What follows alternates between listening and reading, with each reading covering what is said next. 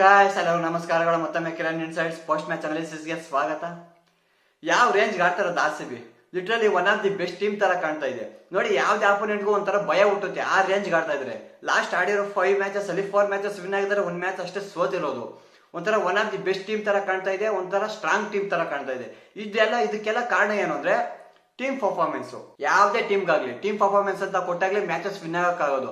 ಅದೇ ರೀತಿ ಪಂಜಾಬ್ ಅಷ್ಟೇ, RR ಅಷ್ಟೇ, ನಮ್ಮ RCB ಅದೇ ರೀತಿ ಸ್ಟ್ರಾಂಗ್ ಆಗಿ ಕಾಣ್ತಾ ಇದೆ. ನೋಡಿ, RCB ಯಾವಾಗಲೂ ಕನ್ಸರ್ನ್ ಇದ್ದಿದ್ದೇನೆಂದ್ರೆ ಹೋಮ್ ಗೇಮ್ಸ್ ಅಂತ ಬಂದಾಗ RCB ವಿನ್ನಿಂಗ್ ಸ್ಟ್ರೈಕು ಕಡಿಮೆ ಇರ್ತಾ ಇತ್ತು, ಸಖತ್ ಕಷ್ಟ ಪಡ್ತಾ ಇದ್ರು.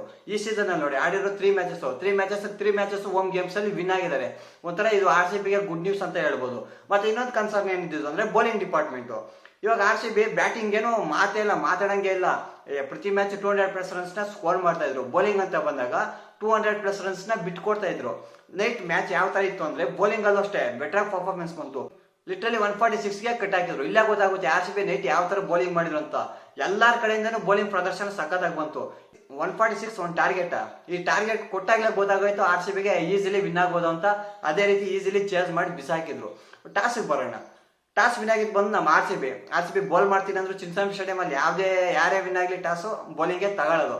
ಬೌಲಿಂಗ್ ಅಂತ ತಗೊಂಡ್ರು ಬ್ಯಾಟಿಂಗ್ ಆಡಕ್ಕಂತ ಬರ್ತಾರೆ LST ಬ್ಯಾಟ್ಸ್ಮನ್ಸ್. ಏನ್ ಆಡ್ತಾ ಇದಾರೆ ಅಂತ ಇವ್ರಿಗೆ ಗೊತ್ತಾಗ್ತಾ ಇಲ್ಲ. ಯಾಕಂದ್ರೆ LST ಬಂದು ಟಾಪ್ 4 ಅಲ್ಲಿ ಪರ್ಫಾರ್ಮೆನ್ಸ್ ಕೊಟ್ಟಾಗ್ಲೇ ಮ್ಯಾಚಸ್ ವಿನ್ ಆಗಕ್ಕಾಗೋದು, ಇಲ್ಲ ಅಂದ್ರೆ ಮ್ಯಾಚಸ್ ವಿನ್ ಆಗಕ್ಕಾಗಲ್ಲ. ಅದೇ ರೀತಿ ಟಾಪ್ 4 ಅಲ್ಲಿ ಪರ್ಫಾರ್ಮೆನ್ಸ್ ಬರ್ತಾ ಇಲ್ಲ, ಆದ್ರಿಂದನೇ ಮ್ಯಾಚಸ್ ಸೋಲ್ತಾ ಇದಾರೆ ಅಂತ ಹೇಳ್ಬೋದು. ಮತ್ತೆ ನೈಟ್ ಏನು ಪಿಚ್ ಏನು ಅಷ್ಟೊಂದು ಈಸಿ ಆಗಿದ್ದಿಲ್ಲ, ಸ್ವಲ್ಪ ಟ್ರಿಕಿ ಆಗೇನೆ ಇತ್ತು. ಬಾಲ್ ನಿಂತು ಬರ್ತಾ ಇತ್ತು. ಈ ಸ್ವಲ್ಪ ಬೌಲಿಂಗ್ ಗೆ ಅಸಿಸ್ಟ್ ಆಗ್ತಾ ಇತ್ತು. ಒಂಥರ ನಮ್ ಬೌಲಿಂಗ್ ನ ಮೆಚ್ಕೊಳ್ಳಬೇಕು, ಸಖತ್ತಾಗಿ ಮಾಡಿದ್ರ ಅಂತ ಹೇಳ್ಬೋದು. ಇವರು ಇನಿಷಿಯಲ್ ಅಲ್ಲಿ ಆಡನ್ ಮಕ್ರಮ್ ಔಟ್ ಆಗ್ಬಿಡ್ತಾರೆ. 4ನೇ ಓವರ್ ಅಲ್ಲಿ ರಶೀದ್ ಸಲಾಮ್ದಾರ್ಗೆ ಔಟ್ ಆಗಿ ಹೋಗ್ತಾರೆ. ನೆಕ್ಸ್ಟ್ ಪಂತ್ ಬರ್ತಾರೆ. ಪಂತ್ ಏನಾದ್ರು ಪರ್ಫಾರ್ಮೆನ್ಸ್ ಕೊಡ್ತಾರೆ ಅನ್ಕೊಂಡ್ರೆ ಅವ್ರಿಗೂ ಬ್ಯಾಕ್ ಟು ಬ್ಯಾಕ್ ಓವರ್ ಅಲ್ಲಿ ಎಲ್ಬಾಗ್ ಬಿದ್ದು ಏನಾಗ್ತದೆ, ಅವ್ರಿಗೂ ಫೇನ್ ಆಗುತ್ತೆ, ಆಡಕ್ ಆಗಲ್ಲ. ಅವರು ರಿಟೈರ್ಡ್ ಕೊಟ್ಟು ಹೋಗ್ಬಿಡ್ತಾರೆ. ಮಿಚೆಲ್ ಮಾರ್ಚ್ ಕಡೆಯಿಂದ ಒಂಚೂರು ಪರ್ಫಾರ್ಮೆನ್ಸ್ ಬರುತ್ತೆ ಅಂತ ಹೇಳ್ಬೋದು. ಹೌದು, ಅವರು ಒಬ್ಬರೇ ಟಚ್ ಅಲ್ಲಿ ಕಾಣೋದು. ಅವರು ಆಮೇಲೆ ಜಾಸ್ತಿ ಹೊತ್ತು ಏನಾಡಲ್ಲ, 40 ರನ್ಸ್ ನ ಹೊಡೆದು ಔಟ್ ಆಗಿ ಹೋಗ್ಬಿಡ್ತಾರೆ ಕುನಾಲ್ ಪಾಂಡೆಗೆ. ಒಂಥರ ಇವತ್ತು RCB ಬೌಲಿಂಗ್ ನ ಮೆಚ್ಕೊಳ್ಳಬೇಕು.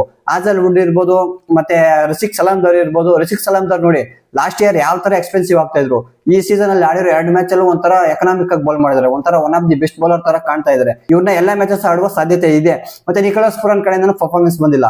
ಆಯುಷ್ ಬಡೇನೆ ಮತ್ತೆ ಮುಕುಲ್ ಚೌಧರಿ ಕಡೆಯಿಂದ ಒಂಥರ ಕ್ಯಾಮಿಯನ್ ಆಗಿ ಬಂತ ಅಂತ ಹೇಳ್ಬೋದು. ಇವರು ಅಷ್ಟು ಲೋಯರ್ ಆರ್ಡರ್ ಅಲ್ಲಿ ಕಾಂಟ್ರಿಬ್ಯೂಷನ್ ಮಾಡಿದ್ರು. ಮತ್ತೆ RCB ಕಡೆ ಬೌಲಿಂಗ್ ಅಂತ ಬಂದಾಗ ಭುವನೇಶ್ವರ್ ಕುಮಾರ್ ಸಖತ್ತಾಗಿ ಹಾಕಿದ್ರು. 4 ಓವರ್ಸ್ ಅಲ್ಲಿ 27 ರನ್ಸ್ ನ ಕೊಟ್ಟು 3 ವಿಕೆಟ್ ತಗೊಂಡ್ರು. ಆಮೇಲೆ ರಶೀದ್ ಸಲಾಮ್ದಾರ್ ಅಷ್ಟೇ 4 ವಿಕೆಟ್ ತಗೊಂಡ್ರು, 24 ರನ್ಸ್ ಅಷ್ಟೇ ಕೊಟ್ಟಿದ್ದು.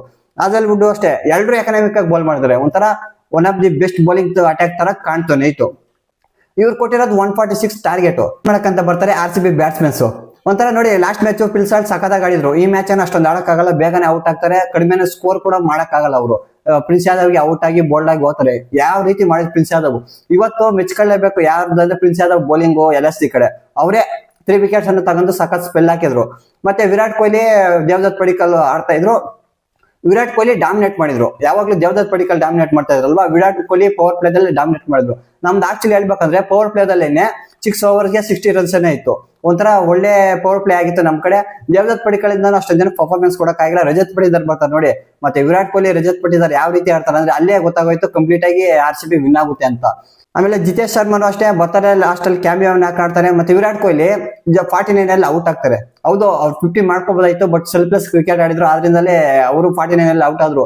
ಇನ್ನೊಂದೇನು ಮೆಚ್ಕೋಬೇಕಂದ್ರೆ ವಿರಾಟ್ ಕೊಹ್ಲಿದು, ಅವರು 100% ಫಿಟ್ ಇದ್ದಿಲ್ಲ ಅಂದ್ರೂ ಬಂದು ಮ್ಯಾಚ್ ಆಡಿದ್ರಲ್ವಾ ಇಂಪ್ಯಾಕ್ಟ್ ಪ್ಲೇಯರ್ ಆಗಿ, ಅದಕ್ಕೆ ಮೆಚ್ಕೊಳ್ಳೇಬೇಕು. ಇನ್ ಲಾಸ್ಟ್ ಅಲ್ಲಿ ಅದೇ ರಮರಿ ಸಪೋರ್ಟ್ ಮತ್ತೆ ಟೀಮ್ ಡೇವಿಡ್ ಬಂದು ಫಿನಿಶ್ ಮಾಡ್ಕೊಟ್ರು.